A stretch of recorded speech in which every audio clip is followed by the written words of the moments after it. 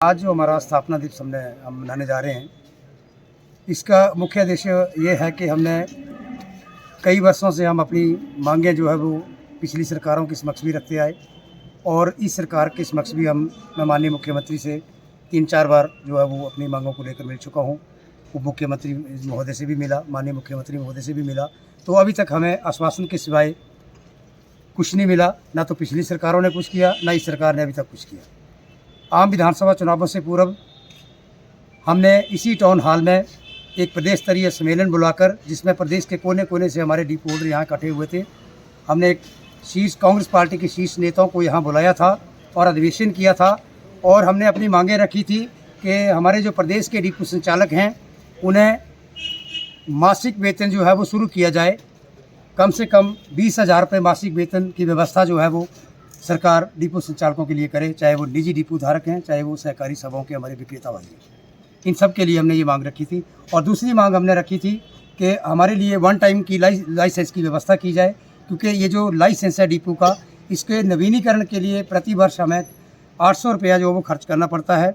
और दुकानें हमने किराए पे ले रखी हैं, चाहे वो निजी डिपो धारक हैं, और अधिकांश जो सहकारी सभाएँ हैं प्रदेश में उनके पास भी अपने भवन नहीं है, तो उन्होंने भी अपनी जो दुकानें हैं राशन रखने के लिए उनकी व्यवस्था उन्हें खुद करनी पड़ती है और 20-20 हज़ार रुपये तक भी हमें जो दुकान का किराया मासिक हमें भरना पड़ता है।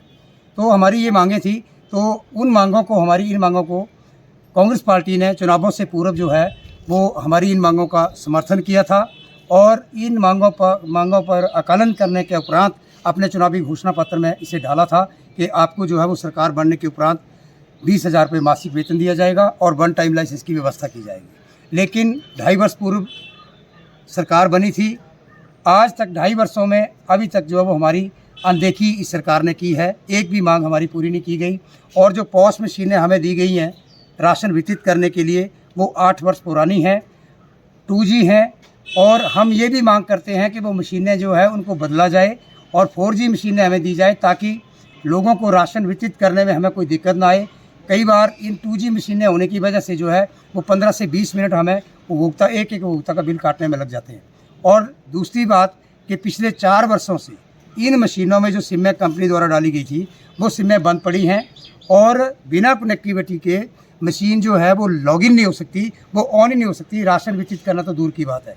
तो हमारे जो प्रदेश के सभी डिपो संचालक हैं वो अपनी जेब से प्रति माह 470 रुपये अपनी जेब से खर्च करके जो है वो इन मशीनों को कनेक्टिविटी दे रहे हैं। वाईफाई का कनेक्शन लिया है, उस वाईफाई से कनेक्ट करके जो है लोगों को राशन वितरित कर रहे हैं। तो आज हम ये फैसला लेंगे, प्रदेश के सभी डिपो संचालक जो प्रदेश के कोने कोने से आए हैं, कि अगर 30 अप्रैल तक सरकार ने, विभाग ने हमारी इन मशीनों में कनेक्टिविटी बहाल नहीं की, तो 1 मई से हम राशन वितरण का कार्य बंद कर देंगे। राशन गोदामों से उठाएंगे, डिपो खुले रखेंगे, लेकिन मशीनें हम अपने वाईफाई से नहीं चलाएंगे।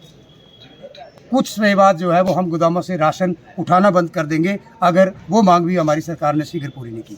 हमने आपदा के समय सरकार का भरपूर समर्थन किया। सरकार को हमने पैसा एकत्रित करके जो है वो चेक दिए, चेक के माध्यम से पैसा दिया।